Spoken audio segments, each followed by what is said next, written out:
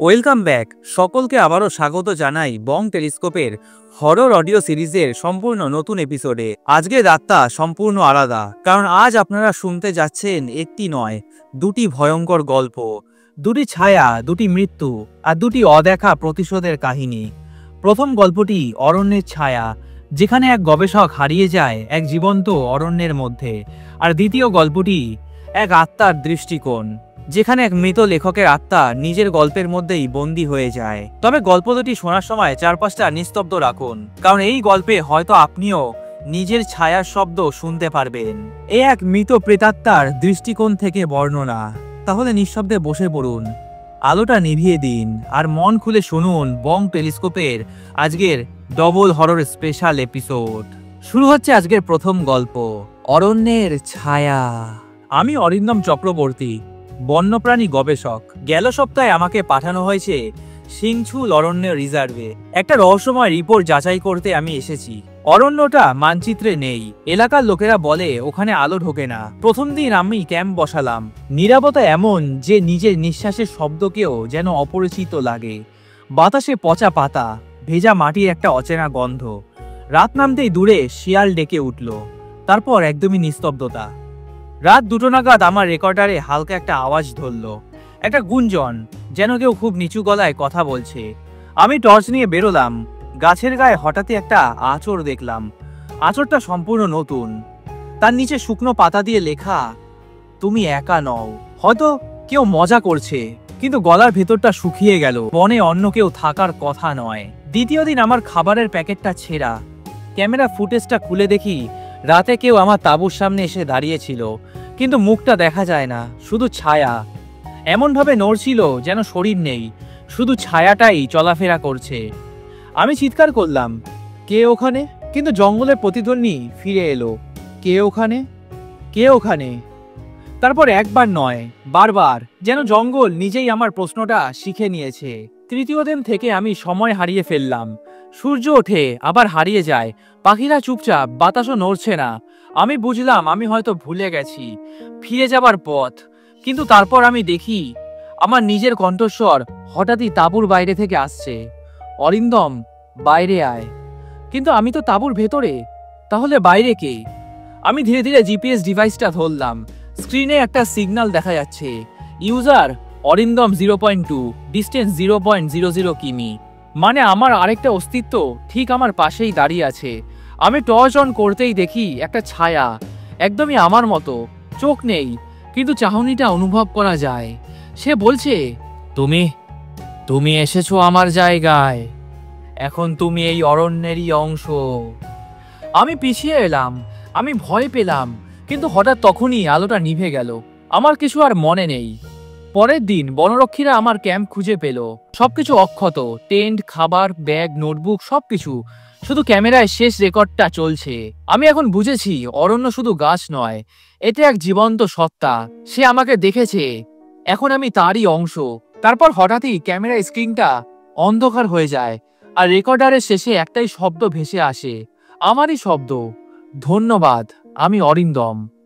সিংছুল অরণ্যে আজও অন্ধকারে ঘেরা। আর কিছু নতুন গবেষকরা গেলে জিপিএসে একটা নতুন সিগন্যাল দেখা যায়, অরিন্দম 0.2, সিগন্যাল অ্যাক্টিভ। এই ছিল আজকের প্রথম গল্প, অরণ্যের ছায়া। ভারী অদ্ভুত, তাই না গল্পটা? আপনাদের কেমন লাগলো কমেন্ট করে অবশ্যই জানাবেন। কিন্তু প্রথম গল্পটা এখানেই শেষ, কিন্তু ছায়ার নিচে লুকিয়ে আছে আরেকটা রহস্য।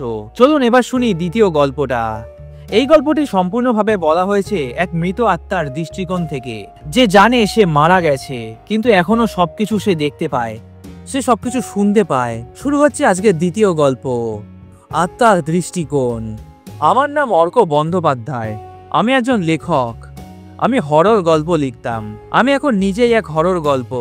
আমি যেদিন নিজে মারা গেলাম সেদিন সকালটা ছিল কুয়াশায় ভরা। আমি জানলার পাশে বসেছিলাম, কলমটা হাতে নিয়ে। হঠাৎই দেখি রাস্তায় এক সাদা শাড়ি পরা নারী মাথাটা নিচু করে হাঁটছে। আমি তাকিয়েছিলাম এক মুহূর্তে, আর তারপর ঘরটা কেমন যেন ঘুরে গেল।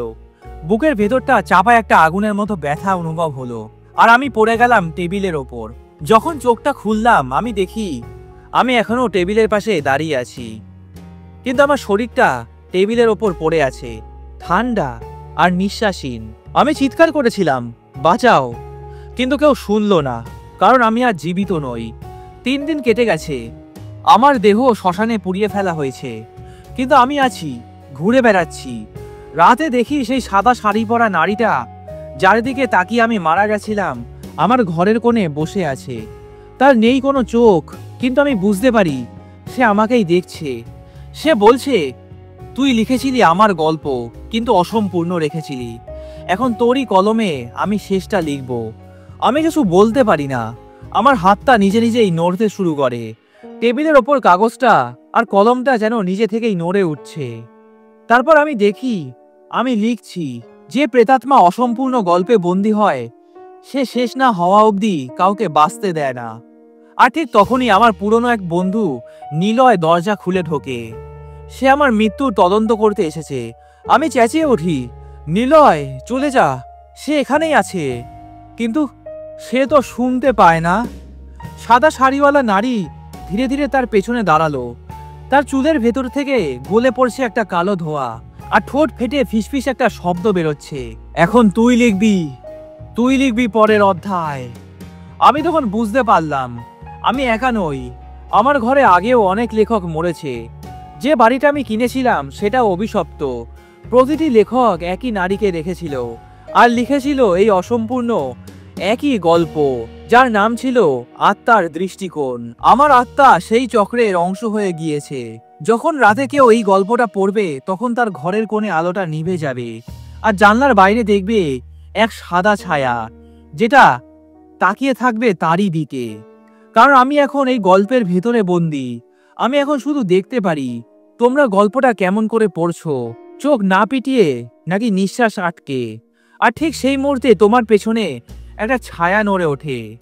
আত্মা কখনো গল্পের বাইরে থাকে না, সে আত্মা তোমার মধ্যেই লিখে চলে। এই ছিল আজকের দ্বিতীয় গল্প। দুটি গল্পই ভারী অদ্ভুত, তাই না? কিন্তু ভয় তো একটাই, যেটা এখনো তোমার ঘরের কোণে নিঃশব্দে দাঁড়িয়ে আছে, তোমাকে দেখছে, তোমার এই গল্প দুটো শুনছে। গল্প দুটোর মধ্যে কোনটা বেশি ভয়ঙ্কর লাগলো আপনাদের, কমেন্ট করে জানান। আর যদি গল্পগুলো ভালো লেগে থাকে তাহলে একটি লাইক দিন, শেয়ার করুন আপনাদের বন্ধু বান্ধব পরিবারের সঙ্গে, যাতে তারাও এই অদ্ভুত ভয়ে অনুভব করতে পারে। আর হ্যাঁ, সাবস্ক্রাইব করুন বং টেলিস্কোপ চ্যানেলটিকে, কারণ পরের এপিসোডে আসছে আরো ভয়, আরো গভীরভাবে। খুব শীঘ্রই দেখা হবে নেক্সট এপিসোডে। ততক্ষণ পর্যন্ত ভালো থাকবেন এবং সুস্থ থাকবেন।